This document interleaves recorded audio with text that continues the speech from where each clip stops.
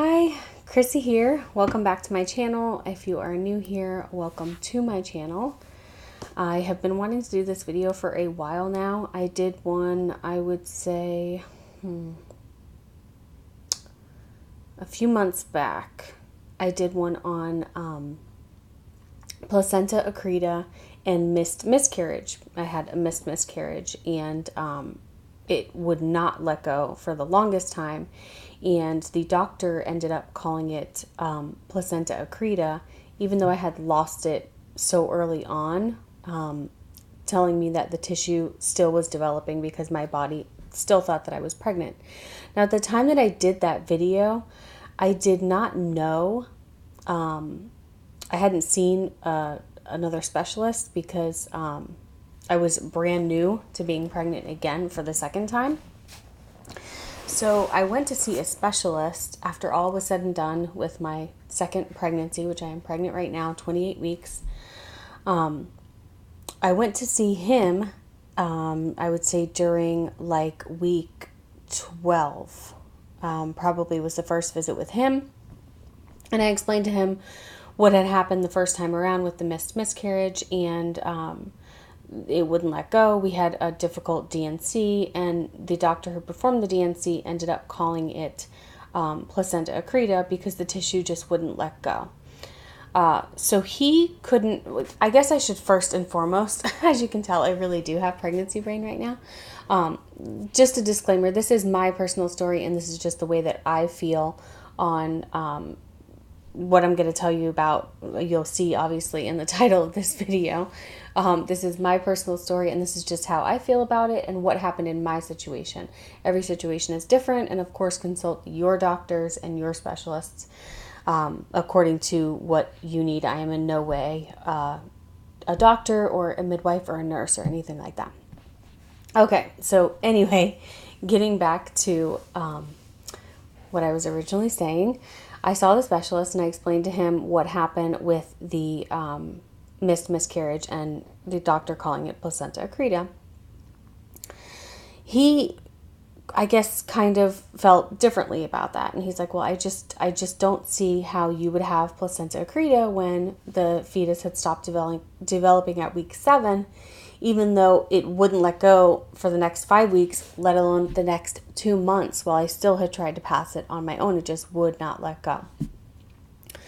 So I continued to tell him everything else that happened during the pregnancy, any medication I was on, regimens, things like that. And we came up with, it came up that I was put on progesterone for the first pregnancy. They put me on that when I had went into my very first appointment. I believe I went in when I was 4 weeks pregnant. I found out super early that I was pregnant. I went in when I was 4 or 5 weeks pregnant. They took the blood work, and then a week later, they called me, or a few days later, they called me and they said, your progesterone is slightly low, and it was slightly low. I mean, the number, I forget exactly what the numbers are, but I was just a couple of numbers underneath what the normal would be, but being over 35 and them wanting to take extra precautions, they said, go ahead and we're going to put you on the progesterone. So it's a little pill that you have to take transvaginally every single night for the first trimester. And what it does is it thickens the wall of the uterus and it makes it nice and strong, so things don't let go, like the baby or the placenta that is forming. So they put me on this progesterone, and about a week or 2 weeks after being on it, the fetus had stopped developing, and I had no idea because I had no symptoms. I didn't have any bleeding. I didn't have any cramping, nothing. And I continued to take my progesterone like I was supposed to for the next 5 weeks until I went back to the doctor in week 12, 5 weeks later, still taking this pill every single night. And she went to perform the ultrasound and said, I'm so sorry, it stopped developing 5 weeks ago. Are you sure you didn't have any symptoms or anything? So that was the original doctor that I had gone to in the beginning when I found out that I was pregnant that gave me the progesterone. And then after that, there was a couple of things and my personal decision to not go back there for a second opinion, for future appointments, or for the DNC. I just went ahead and I found a new doctor that I felt very comfortable with. And that is where I went with him after the fact. So when I told this to the specialist, as soon as I brought up the progesterone, he said, "Oh, well, to me, that's it. That's the reason why all of this tissue and the missed miscarriage would not let go." So after hearing this, actually, let me rephrase that. Before hearing this, before my current pregnancy, after I lost the baby and I had the missed miscarriage, I had told my husband, because it was horrible. I mean, I tried to pass it on my own for a couple months. Nothing would give. Nothing was happening.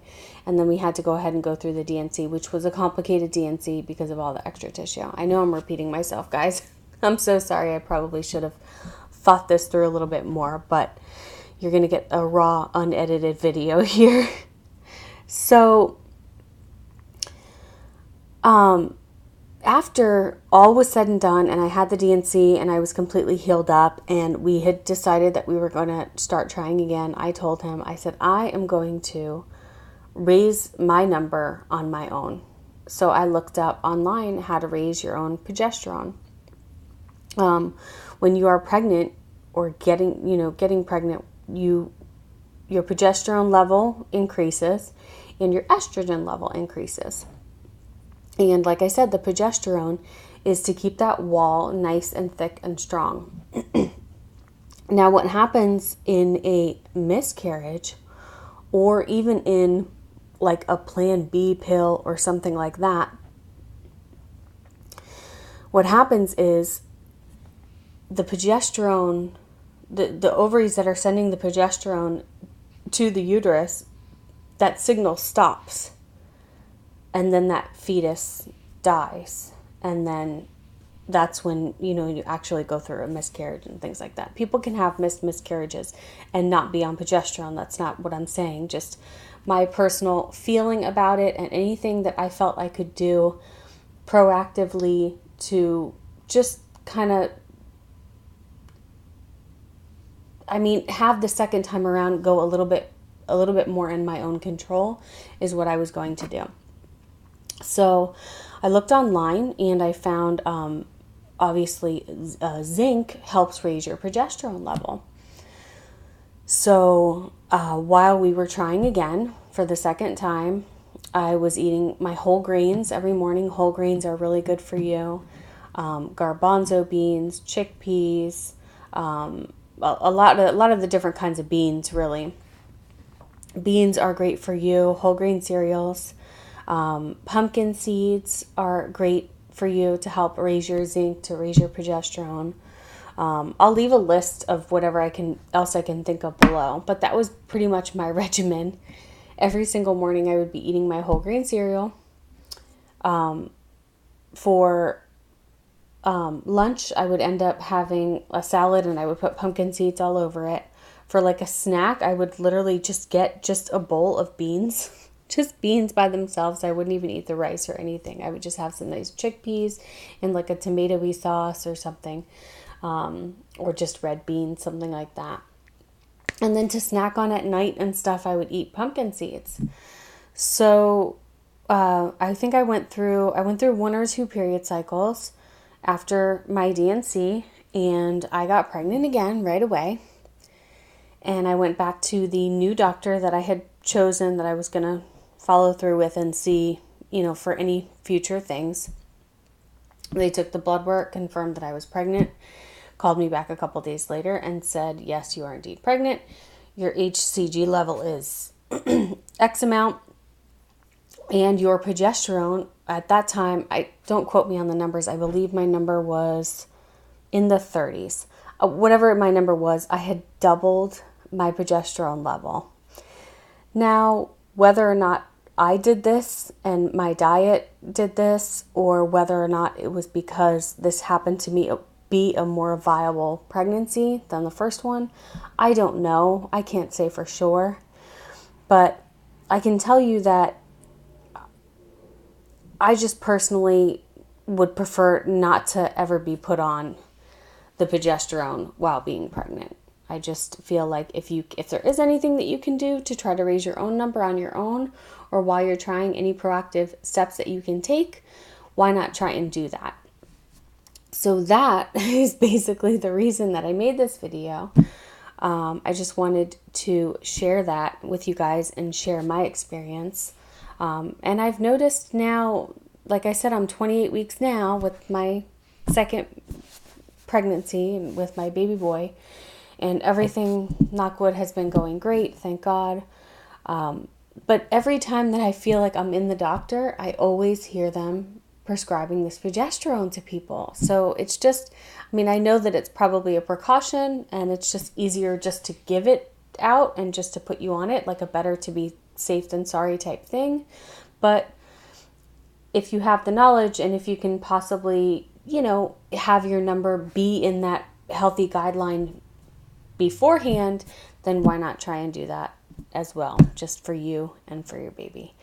So that's it. If you had not checked out my video about my miscarriage, I do go into more detail about that and the placenta accreta, because whether or not that really was a placenta accreta, that did leave an enormous amount of scar tissue where I had that DNC, because it was such a difficult DNC on the anterior part of my uterus.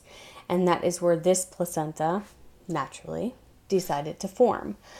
But so far so good. It has just stayed hovering above the wall. If you don't know what placenta accreta is, it's when it actually embeds itself in the wall, and it can be a very, very dangerous situation for the mother. So check that video out if you have not seen it yet. And if you have any questions, just leave them in the comments below. I will see you guys on the next video. Have a good one.